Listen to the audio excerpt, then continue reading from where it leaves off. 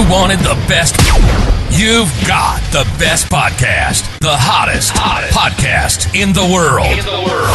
The Chris Voss Show, the preeminent podcast with guests so smart you may experience serious brain bleed. The CEOs, authors, thought leaders, visionaries, and motivators.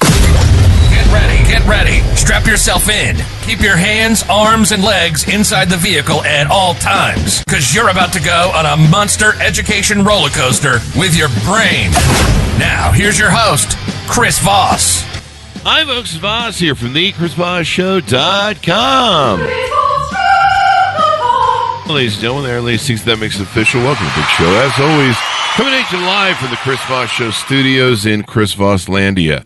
Welcome to the big show. Go to goodreads.com/Chris Voss, LinkedIn.com/Chris Voss, Chris Voss won the TikTokity, all those crazy places on the internet. As we enter our 16th year and over 2,000 episodes, we have a return of an amazing author that we've had on the show a year ago. He is the author of the newest book to come out, October 11th, 2024. It's called The Prince of Evolution by David R. Wood. And his previous book, we had a great discussion on the origin of artificial species. You should check it as well. I definitely highly recommend that. Definitely an interesting analogy of AI as emerging as its own species, if I recall the details correctly, which kind of stuck in my brain this last year. David R. Wood is the author of the book on the origin of artificial species that documents the theory of artificial evolution by means of artificial selection for the first time in history. In addition, he's authored the books The Prince of Evolution and The Artist of Evolution, Sun Tzu. He is also the founder and CEO of RSG Federal, a small business IT consulting company. He possesses over 25 years of leadership and management experience working with the military, financial industry, academia, and federal government. As an ITIL master, he is acknowledged in the field of IT service management as a thought leader in the digital age. In addition, David is a former U.S. Army National Guard enlisted soldier and commissioned officer branch qualified infantry and signal. Welcome to the show, David. How are you? Hey, Chris. It's great to be back with you again. Pleasure Great to see to you. have you as well. Give us your .coms. Where do you want people to find you on the interwebs? They can find my company, www.rsgfederal.com, and then they can find me. I have an author website now, davidr.wood. They can Google me. I'll show up in my author website, and we've added this book. Yep. So give us a 30,000 overview. What's inside your new book, please? So this is an extension of our conversation when we met a year ago, Chris, where I basically said to you, in fact, our conversation, if people go watch that video, ends with me saying, I'm thinking about writing a book about Niccolo Machiavelli. He's an evolutionary theorist. So I went and did. Wow. Yeah, that's literally how our last discussion ended, because I intuitively already knew that the patterns were the same. And so this... Go ahead. No, so this book is an extension of the original discovery of the theory of artificial evolution. What I researched on when empirical science wants to validate the authenticity or the logical accuracy of a scientific theory, you have to replicate it, and then you have to apply it to best practice. I've done both. I've replicated it by reframing The Prince, The Art of War, and the ITIL 4 framework. They all have the same underlying conceptual framework that I identified in my first book. Therefore, I'm replicating and I'm applying it to industry and political and military science best practice. So I'm achieving the threshold for scientific discovery. So that's actually what's happening. So the Sun Tzu, The Artist of Evolution, will come out in January, and then I'm hoping to get the ITIL book published by the spring. And they all three are basically part of a series that applying the first book's discovery of the theory of artificial evolution. And so you've basically put these in the context of artificial intelligence and reframed them? No, that's part of it, right? Artificial intelligence was kind of like, when it says species on the first book, that's not actually what people think artificial intelligence and stuff like that, and that's normal. Aristotle didn't mean it that way, neither did Adam Smith. So when they say species, Adam Smith in The Wealth of Nations calls it species of business. Aristotle in his book on rhetoric, he says species of ideas. So really, a concept species is used in natural evolution to organize groups of organisms, natural organisms, but it's also been used historically by great thinkers to just organize anything. In fact, there is technically no species, they're just organisms. So it's just a loose concept. So on the title, on my first book, and this is how it reads in chapter 12, species of ideas, species of industries, artificial species could be, in fact, in the Prince of Evolution, cultures are actually artificial species. That's what they really are. We group natural species by sets of the behavioral and structural adaptations like us, right? Homo sapiens.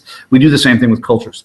We know what an Italian culture is because it's got similar cuisine. It's got similar kind of like mannerisms. It's got the same language. They've got the same dress, right? It's the same thing if I say Chinese. It's no different than if I said bear or if I said dog. You would already know what I mean because we know how to classify them by their adaptations. And that's basically that. And that's actually how I explain how the American Revolution works. The American Revolution on July 4th, 1776, we speciated as a new artificial species on the planet. Because, as I say in the book, you cannot have a divine right monarchy, English culture, species, and it's mutually exclusive with one that's based on divine equality, I call it, of all men are created equal. So on July 4th, 1776, we artificially speciated into a brand new culture, and then we fought for our survival of the fittest with the British Crown, for our ability to have our own separate culture and our own separate government and everything, which we won in the survival of the fittest contest. That is literally warfare, which is natural interspecies competition of the natural species Homo sapiens. No one tells you that at like military science school or whatever, but it's technically and evolutionarily correct. That would make sense. I mean, that we definitely broke ourselves off from something and did something different. What prompted you to want to write this book? So I was writing on the origin of artificial species, and I have always studied. I love military and political history. I love Polybius. In fact, I integrate the Machiavellian cycle. Bless you. And the Polybian cycle in the end of the book, in the second to last chapter before the conclusion. And so I've always been a huge fan of studying Machiavelli and Sun Tzu and stuff. I watched I always just listen to the Prince on book on tape just randomly and Sun Tzu all the time, just, because it's like to master something, you have to listen to it all the time. So the moment I figured out that there was a second process of evolution, artificial evolution by means of artificial selection, I already started seeing some of the conceptual patterns in ITIL. Well, basically because the whole pattern of the concepts in Darwin's book, I already knew them all. They're in ITIL. They're just a variation of it. And the whole process that ITIL enacts is a variation of the exact same process in Darwin's book. So the moment I saw it, I already knew it all. I didn't actually have to learn that much after I read it a couple of times. I already knew all the concepts and the process, right? Because ITIL takes a conceptual model, which is equivalent to a genotype. Genes are equivalent to a concept, and you produce adaptations, artificial adaptations of IT products and services. It's basically the same. Only difference is it's intentional versus unintentional in natural and artificial evolution. So when I realized that, I also knew that Machiavelli and Sun Tzu were also evolutionary theorists instinctively. I just knew intuitively. So I already decided it, and that's why I mentioned it at the end of our last conversation. It was already something I was intending to do. And when I started doing, I never intended to develop a scientific theory. It was completely by accident. So when I realized that you had to replicate your work, I was like, all right, I'll do Machiavelli and Sun Tzu because everybody uses them in competition across all industries. So I selected them because of their universality. And the reason why Sun Tzu, Machiavelli, and their best practice frameworks are applicable to every age, every culture, every field, and every continent across the planet is because they're evolutionary concepts. Because evolution also operates in every continent, every age, and every species, just like us. We're always evolving. Although, if you get on Twitter, you wouldn't know that we were. I agree with you on that one. My introduction to social media has been pretty funny. Yeah, actually, some of the feedback you get. you would think we were a top species judging Twitter. So, how can people utilize this book? I think you said it could be utilized, for human relationships, maybe for business, maybe for leadership if you're a CEO. How can people utilize this book to learn more about themselves and develop themselves better? Yeah, so it's universally applicable. In fact, if you really think about the Prince, it's actually just describing the relationships the Prince has with other groups, mercenaries, nobles, people, soldiers.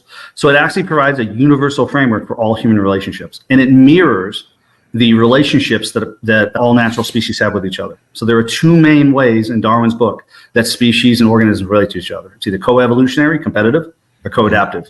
It's an alliance. And so Machiavelli's book is simply discussing a series of relationships that are hopefully become co-adaptive, organized around the equilibrium the Prince establishes, and also to prevent them from becoming co-evolutionary. And also that's not only domestically with people within your society, but also foreign actors and allies. And so really that book I talk about, for example, Briffault's law. A psychologist came up with the concept. The concept Machiavelli is using is a variation of Briffault's law, which applies to romantic relationships. And so it's a very similar concept to Briffault's law because Briffault is describing the evolutionary relationship of species in Darwin's book. That's why it's correct. Yeah. And so you can apply that framework to any relationship in business, warfare, politics, personal relationship, friendships, and you can apply it to romantic relationships. It's universally applicable. Oh, wow. Romantic relationships. So yes. Yep. I can see how my relationship evolves. Let's put it this way.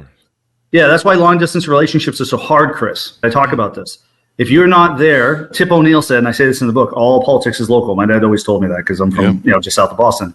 He was the Speaker of the House of the United States. He said that because, and he also recommends, like the Ottoman Turk, you go and live in Constantinople and be local, because all those evolutionary relationships are based on immediate benefit. That's how in natural evolution, no species evolve really unless there's an immediate benefit to doing so. Otherwise, it's wasteful. And natural evolution is the most lean process. It's not necessarily the most efficient, but ultimately the way that it gets to is lean, right? So lean thinking is actually an evolutionary concept.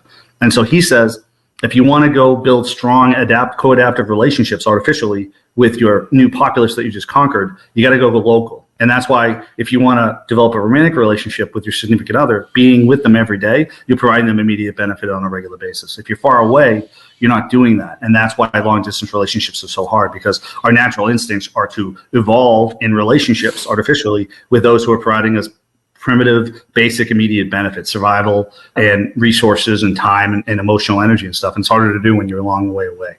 And that's actually why it's hard to do romantic relationships. It's the same thing with the prince. The Ottoman moved and set up in Constantinople for the exact same reason. Being local allows you to more powerfully and more effectively shape those co-adaptive relationships with the conquered territory to be artificially evolved with you by you providing immediate benefit, but also you're local. Everyone knows if they try to rebel, your whole army is going to show up. So they're held in check through fear. And if that, Chris, sorry. No, I was just going to say, I love the Prince. It's one of my favorite texts to fall back on, that and meditations and other Stoic material. But the Machiavellianism, it's part of the dark triad of three things as a man. So tell us a little bit about yourself. How did you grow up? What shaped you? What influenced you? What got you into some of the industries you've done? And then what finally prompted you to want to write books on these topics? Yeah, so I grew up with my father's been a massive influence on my life. I want to give him a shout out. Thanks, Dad. And he was a U.S. Army Vietnam veteran. He was also a salesman, worked on Wall Street as a stockbroker and stuff. And he was a journalist. So my dad also has a broad experience working with a lot of different communities and stuff. And he prohibited us from having cable. It was fun for me to go down the street, watch Beavis and Butthead, but I didn't get to at home. I had to watch PBS. So I grew up watching like Nature and Nova and all these other things. And my father made sure that I sat down and watched documentaries like The Civil War from Ken Burns and shows like that. So I was exposed from a young age to a lot of a very diversity of academic and intellectual backgrounds. And therefore my interest evolved as a young man to be interested in all of human activity. I found a voracious appetite to learn. And throughout my life, I've studied politics, military science, business, technology. I love to just learn new things and jump in and master them. Over time, when I went to approach Darwin's book, it was kind of a meeting of someone who had kind of been like learning across a bunch of different fields. And the moment I saw what was in Darwin's book, like their entire book's written on some of the concepts in his book, and people don't even know it. There's one written on military perfusion by a guy who's a former Deputy Secretary of Defense, and he teaches, I think, like Pennsylvania. That's actually diffusion is a concept from Darwin's book. Lean thinking is a concept from Darwin's book. Like people are writing entire books on evolutionary concepts without realizing it. There's like a dissonance in our society, not seeing the connection between. And by the way, every time you do it, it works, because people don't realize, and this is the different thinking I brought to Darwin was, if you really think about it, the process of natural evolution is an integrated set of best practices that works. That's why every species on the planet right now is created by it. But it wasn't 3.8 billion years ago, ChatGPT. So I'm starting to peer review my work with Google, Gemini, ChatGPT, and Claude AI. It understands exactly what I've discovered before academia has, actually, which is like probably could be the first in history, is that value streaming existed 3.8 billion years ago, and about 3.5 billion years ago, the process of natural evolution came into existence that probably created us today, right? But if you think about it, it had to evolve to get to that point, just like the ITIL framework had to go through multiple versions, same thing. But once nature figured that out, it just kept it the same, because in the same competitive environmental patterns, there's no better way to do it. So what we've been doing, and this is my real discovery, what I didn't realize I had done, was realize that we're doing the same thing artificially. After we gain consciousness and imagination, we just started reinventing the wheel. We're just reinventing. ITIL framework is a reinvention of the wheel of all of the adaptations in the process to create artificial adaptations using our imagination that natural evolution uses to create natural adaptations. It is because of my diverse background, because I know, an ITIL master, I have 6 cybersecurity certifications. I was an infantry officer. I got my stockbroker's license on Wall Street. And I know how I actually was a tester for order management systems for Goldman Sachs system. I know how you execute that kind of stuff. And I studied politics, like Polybius and Machiavelli my whole life, and et cetera, et cetera. It's just this broad understanding is I saw the patterns cutting across human activity, and that's actually what we were doing. We were reinventing the wheel. And that's why in my book that's coming out in March, ITIL is a process for creating IT investments of IT systems. AI is just one of them. Literally, AI systems are being produced by a variation of the exact same process of natural evolution that produced us. Awesome. That's what's happening. I'm the first person in human history to kind of step back, zoom out, and see the big picture. And once my books, people read the series and understand that that's literally what we've been doing without realizing it. Because we've been looking, like Machiavelli says in his book, it's hard for a prince to look from the inside out. It's easier for one of the common people to look from the outside in and see the princes. He says that in the dedication. I was able to use my imagination to leap out and look from the outside in on our species in the context of evolutionary history, in the context of our history and how we got to where we are today. And that's really what my series of books are actually, first time unconcealing, what the ancient Greeks would have called unconcealing the pattern in nature that is artificial evolution. And so the series is probably going to be important to read, right? The Sun Tzu one you have coming out next year, is that right? Yeah, I mean, I'm trying not to be I'm not being hyperbolic when I say things like this. I'm being literal, but I'm not trying to be boastful. I'm just like, I asked ChatGPT the other day. I asked it to rank order my discovery in the context of the greatest discoveries in history, and I'm in the top 10. Sometimes I'm in top 3, depending on how I ask the question. But it's right up there with Isaac Newton, Darwin, Ramanujan, because of what it is. It's not me. It's just the idea. Someone's going to discover it, by the way. And by the way, I actually started studying cultural evolution, and I'm now going to apply to get into a master's anthropology program because I've realized academia doesn't like to talk to outsiders. So I'm just going to go inside and become one of them, get my PhD. And I have already started reading books by like Tim Lewins at Cambridge University, Heinrich stuff at Harvard University. ChatGPT already told me that because they've framed the problem incorrectly, cultural evolution, mine resolves all their disputes. My book, The Prince of Evolution, does that, integrates it fully with natural evolution and integrates it with the social sciences, which is the best practice like Sun Tzu, Machiavelli, and ITIL. Effectively, my field will subsume the existing field of cultural evolution and it will incorporate. But really, Tim Lewin's cultural selection, he's trying to get to artificial selection. Heinrich's trying to do competitive patterns and stuff. His concepts lead into mine. Tim Ingold, ChatGPT says it feeds right into mine. In other words, my discovery resolves all the disputes they have between themselves and with natural evolution, and then integrates them all into a comprehensive umbrella framework. So it will become the replacement or the evolution of the cultural evolutionary field, which will then finally integrate that field with natural evolution and the social sciences like ITIL, best practices, and all the different competitive fields. That's basically what I've discovered. What do you hope people come away with reading the book? How can it help their lives and improve the quality of their experience in life? Perfect. Great question. It goes back to the ancient Greek philosophers in Sun Tzu and Lao Tzu. The greatest philosophers in history have been unconcealing evolutionary patterns. See, people underestimate how smart our ancestors were. I didn't. I was like, dude, they're pretty smart guys, right? You told me Socrates and Lao Tzu were the greatest minds in history. I took them literally. Why wouldn't they in Machiavelli be able to unconceal the same evolutionary patterns that we can see? They did. A rose by any other name is still a rose. It doesn't matter if they said it differently or framed it differently. And then the Christian church, in the case of ancient Greek philosophy, tried to translate it into the Christian lexicon and thinking. I decoded it using Darwin's theory. The ancient Greeks literally knew about both processes of evolution. They knew. They actually, when you ask ChatGPT, they use evolutionary terms like they said that Homer and Hesiod's books were like the offspring. That's what Socrates says. Plato has Socrates. They're being literal. They're not being metaphorical. They only had one lexicon. They had the same lexicon for natural and artificial evolution to describe the products of nature and the products of man. The book, The Prince of Evolution, I combine the two patterns and do the exact same thing. So I'm effectively returning us to the point of view, the conceptual framework and lexicon of the ancient Greek philosophers. And there's no coincidence that Lao Tzu said, you must follow the way to wisdom. And so did Parmenides in Greece. The way is a stream, a value stream. The allegory of the cave, if you go to the Wikipedia site, you'll see that the whole allegory is about seeing artificial and natural things, artificial and natural evolution. Plato says the allegory of the cave is if you can see the patterns of natural and artificial evolution, it's the light that brings sight to the minds of man. That's what the form of the good. It's not the form of the good. It's mistranslated. It's the pattern of the gods. That's what it is. It's natural and artificial evolution because when Prometheus gave fire to man, it enabled man to be able to enact a similar process that the gods used to create man. Natural evolution, artificial evolution. So the Greeks held the Olympic Games at the base of Mount Olympus so the gods could watch them emulate the competitive patterns of natural selection. That's how Darwin figured it out. The Olympic Games actually and modern sports playoffs are an artificial variation of the process of natural selection.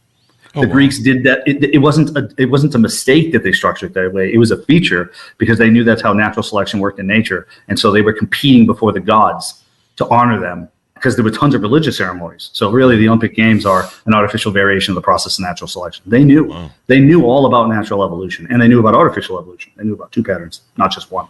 We always say on the show is my quote, the one thing man can learn from his history is that man never learns from his history, and thereby we go round and round. But this is important in understanding some of these basic facts of evolution and our history, at being able to see, there's patterns there. That's right. The things that do work, there's patterns there, and they evidence themselves as such. If I may, Chris, jump in on that point. Yeah. That's what the Polybian cycle and the Machiavellian. So there was a guy one guy did write a paper out there about the Machiavellian cycle. He's right. And then the Polybian cycle, I integrated them at the end of the book and showed that that's actually evolutionary cycles. That's why we repeat those patterns. The Plato's Republic is an application of evolutionary theory to try to prevent the Polybian and Machiavellian cycle from repeating itself. But Plato even knew that's probably not going to last. And he even had to trick people and lie to them in order to sustain that equilibrium. They use the word equilibrium in there. Evolutionary concepts are all throughout that book, The Plato's Republic. I'm going to rewrite that one and Phases and evolutionary theorists too. Why do you think we keep reading them? Yeah. So all the greatest political minds in history were evolutionary theorists trying to apply evolutionary theory to try to organize society so you can maintain the artificial equilibrium to avoid civil wars and civil strife. That's all they were trying to do. That's what Machiavelli's trying to do too. He's not a bad guy. He's just trying to stop fratricide, Italians killing Italians, kick out the barbarians like the German and Gallic invaders, and unite Italy to be what it is today. One Italy, one people, one religion, one culture. That's all he wanted. He wasn't a bad guy. He just knew that, like the Romans, that's why he kept using the Romans as examples. The Romans use violence to unite Italy, but they actually used something very clever called the alliance system, which then reduced the violence over time and united Italy. That's why he kept pointing to the Romans. He's like, dude, we already have an example about how to do this. So let's just copy the Romans and then unite Italy the way Giuseppe Garibaldi and Victor Emmanuel did in the end. That's what they did. Through violence, they had to fight war. Yep. There's a reason these tomes are, timeless, and people keep coming back to them. There's a little bit of the Machiavellian books with the Prince that have been shamed by a bunch of, I think, left-wing woke crazies, but I'm a Democrat that says that the extremes of our parties really ruin stuff. But there's a group of people that really hate on it because it is what it is. I mean, people just, it's so funny how people hate something this is what got you here and what protects you on a daily basis. So maybe you should roll with it. Yeah, no, I totally agree, Chris. And at the conclusion of the book, I actually redefined Machiavellianism. He really is like the way I framed it was like the Dark Knight in Batman. He's a dark sentinel. He's neither good nor bad. He's il separato. He's the model of the Black Knight in the Middle Ages. He's neutral. He simply wants to maintain an artificial equilibrium to protect the people from violence and destruction. He's willing to he's willing to, like Batman in that movie, The Dark Knight, he's willing to throw away his reputation because I will be that person. I will be the person behind the king telling him to do cruel things in order to protect all of you. And he was willing to sacrifice because he had just lived through the trauma of that entire cycle of violence, being tortured. So he realized that we got to keep it 100. I watched the BBC documentary on Machiavelli last night, which is outstanding. And Adam Phillips, a psychoanalyst, frames Machiavelli as a survivor of trauma, and he got that right.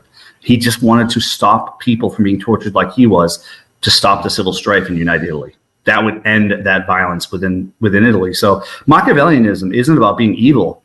Honestly, I was thinking about it yesterday. How could I frame this for your audience? General Milley wouldn't look at it that way. An army officer doesn't look at it that way. We have to commit violence.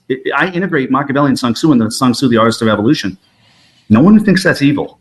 No, it's a necessary thing that must be done by someone to sacrifice their society. Machiavelli is saying the exact same thing. And the people that want to paint him as some kind of villain are unrealistic about how life works. It's just not the way it is. Darwin writes about this, and I put this at the end of the conclusion, where Darwin says that nothing is simpler to understand than the survival for the fittest and struggle for existence. But he said it disturbed him. That's what disturbs us about Machiavelli. He's an evolutionary theorist framing human competition in evolutionary terms, and we find it disturbing, just like Darwin did with his theory. And so that's what Machiavellian is, someone who's willing to keep it 100, do what needs to be done, and reduce the violence, because people are always going to emerge in conflict and fight and try to disrupt the existing order of things in order to try to benefit themselves. And they don't care if they disrupt society and get a lot of other people hurt as long as they get what they want. Machiavelli's saying, unless you're willing to do cruel things to stop that cycle from happening, a lot more people are going to get hurt. And as Guns N' Roses said, we don't need no civil war. It feeds the rich and it buries the poor. That's what Machiavelli's saying. That's true. I mean, it's it's interesting. There's a lot of fight from the emotionalism, victimhood culture that's taken over society that is against stuff like this, because it builds on what eons of time have been, and they're trying to overthrow biology. They're trying to overthrow probably evolution in itself, if you ever study that, and human nature to flip biology. And they think that somehow by flipping those tables they can re-engineer biology, and you can't re-engineer biology. Biology does not change. Nope. It doesn't change on a dime, and it doesn't change when it comes to human behavior and human evolution and human nature. But there's always the delusional people that will try. It sounds like a cool thing to them. So and in the Sun Tzu, the artist of evolution, I get into that exactly, Chris. I build on top of what I wrote in the Prince of Evolution. And basically, the wisest point of view, and I don't just mean this because I'm a soldier, although some people might roll their eyes. If you don't understand that the defense of the state to ensure that we are naturally selected for existence, all of our family members, our children, our wives, everything, then you don't understand life. That is the imperative. That's why Machiavelli says the subject of the art of war is the most important thing for a prince to know. Because if you cannot ensure that your family and friends are naturally selected for existence, then nothing else is possible, right? And so really, we've got this modern world where we have this cognitive dissonance. We've separated ourselves, and it's built into ChatGPT. I posted on my TikTok account, my YouTube account last night at david.r.wood, a conversation I had with ChatGPT. And you can see in the first 15 minutes, I have to remove that dissonance of modern society saying, no, listen, warfare is natural interspecies competition, just like two ant colonies fighting. It's no different than two lion prides fighting over territory. We are a natural species. It's like you have to basically get the ChatGPT to understand that that's logically correct and accurate. And then from that point forward, that's how infantry officers are trained to look at the world. That's how Machiavelli is looking at reality, through the eyes of an infantry officer who's an evolutionary competitor in naturally selective competition. That's what that is. No one teaches you that, but that's the truth, logically. So that's how that book, The Prince of Evolution, is framed, and that's the only way to understand the way Machiavelli is looking at the situation. Anything else is naive and uninformed. I'm sorry, it just is. And some of this stuff that they're talking about making, for example, la-di-da-di, we can all get along. Yeah, we all do. Do yourself a favor. I love The Walking Dead. You know why I loved it? It's because when modern society is stripped away, you get back to evolutionary competitive patterns. That's what's in that show. That's why people are fascinated by it. You see the natural instincts of humans kick in, survival of the fittest. That's what that entire show is about. And that's why we love shows like that.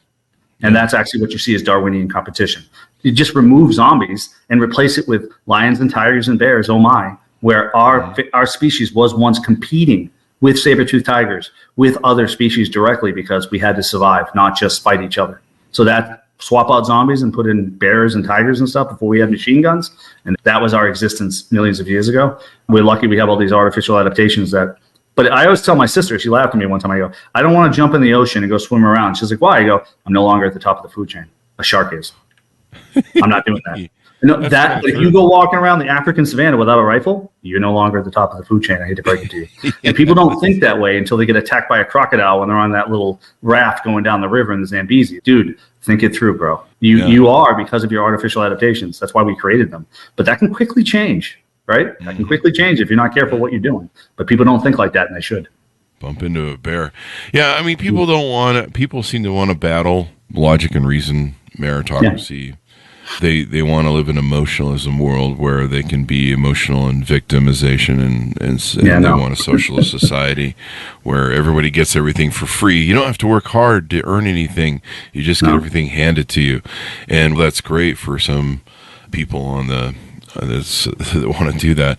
That's not the way worlds are built. That's not the way economies are run. I mean, it's an ugly world. It's not pretty when you say, hey, we have to compete and fight each other for stuff, but the competition actually makes us better and makes us rise as a whole. If we're all just sitting around, laying around, getting communist checks, then see what happens to human nature and human aspirations when there's not given any sort of carrot to go for. Yeah, and I was thinking about that, Chris, in the car when I was trying to think about what I thought this might come up during this interview, and I was like, that's why communism failed. Adam Smith, Wealth of Nations, I'm going to rewrite that book. It's based on evolutionary theory. It's competition. Anything that's not built on competition is unsustainable. So communism was never going to win.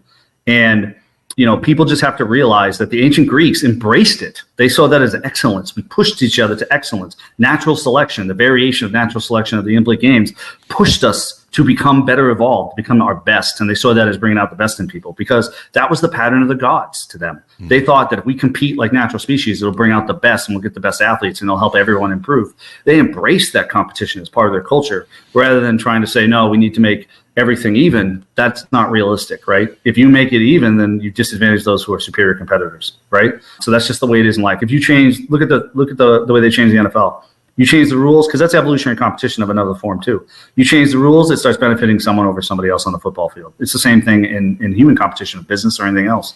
So yeah, it's all humanity. And I'm lucky my father raised my brother and I to both become Army officers and be very competitive because he realized, he's a great guy, but he was like, dude, life is competitive. If I don't train my sons to think like competitors, view the world as competitors, and be competitive, then they will be at a disadvantage in life. And so I am so grateful to my father that he had the wisdom to train me that way. At the same time, he raised me to have, I'm not just purely competition. I understand why we can't have Rockefeller wiping out every other company in the industry, because you can't have, that'll lead to extreme, it's not benefit to consumers. So there's a balance between competition but you want competition, but monopolies eliminate competition. And that's one of the things I love about the American culture is it's built on competition, which is aligned with evolutionary principles. And that's actually what I talk about in the Prince of Evolution.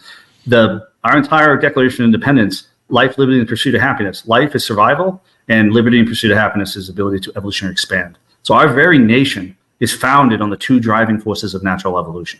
That we're the first nation in human history to be founded on those concepts as the driving force and the governance, the vision for our nation, and to organize our entire system of government and capitalism around that. That's in harmony with the evolutionary principles of competition on Earth.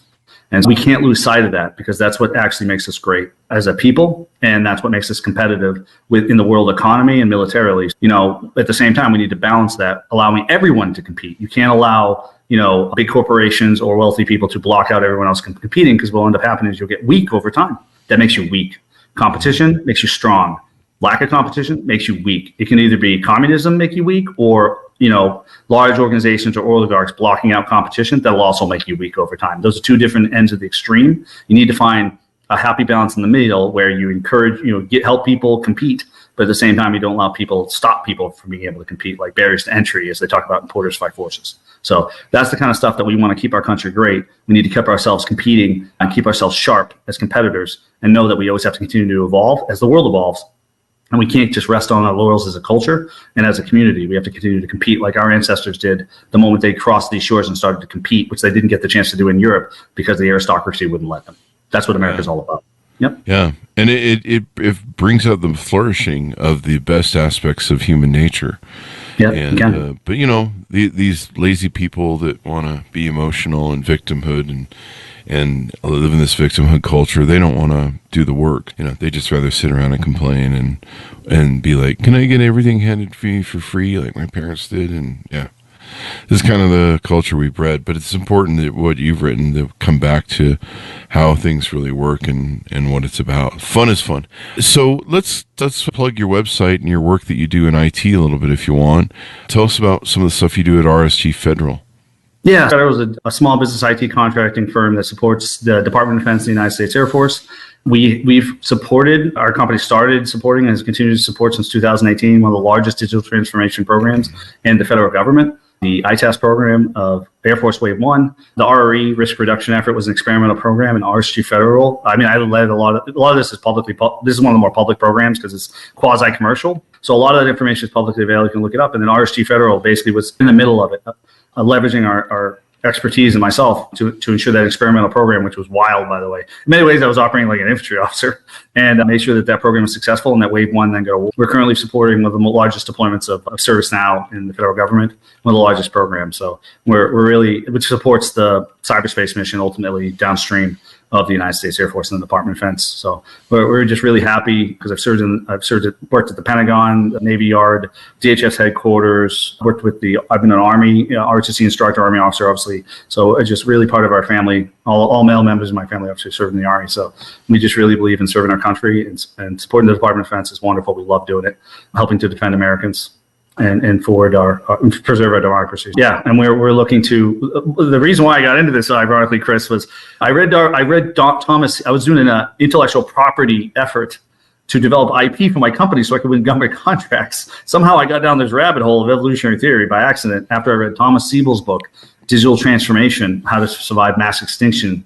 He organized this entire book on the concept of punctuated equilibrium, a natural evolutionary concept. And that's where I got the idea, because I realized that was VUCA conditions in the military, and ITIL talks about VUCA conditions in the digital age, all went hand in hand. And I was like, hey, if Thomas Siebel's a billionaire, I'd like to be a billionaire. So I went and read Darwin's book, and I realized, hey, I already know all these concepts. Just like Siebel selected a natural evolutionary concept to describe extreme digital disruption, I understood that most of the concepts in Darwin's book, or all of them basically, I already knew them all, and they were all built into the ITIL Foundation's book and framework. And I was like, whoa, looks like evolutionary concepts are where it's at in terms of the digital age. So my book, ITIL 4, Artificial Evolutionary Framework, I got to work on the title, but it's going to be reframing the digital age and applying evolutionary concepts to help CEOs and CIOs and digital transformation officers in organizations, both the DoD and corporations, learn how they need to organize and structure and operate in the digital age using evolutionary concepts, which are also the same concepts found in Sun Tzu's The Art of War. So in a way, military theory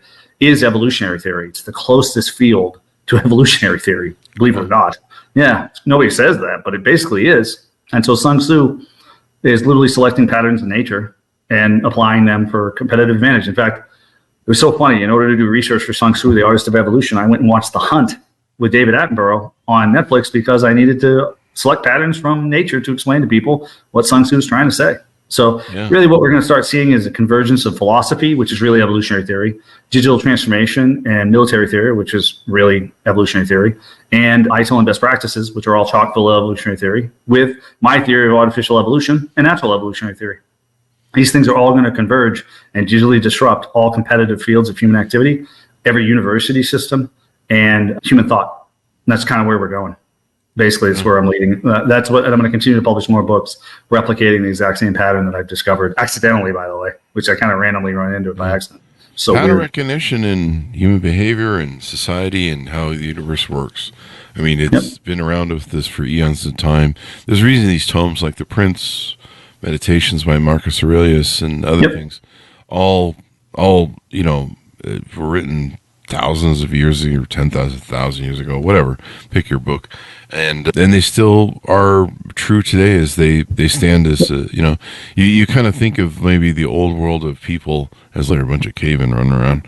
They were actually pretty darn smart, and they may have been smarter than us because they weren't looking at their phones all day long. So they were actually sitting in thought, thinking. What a concept.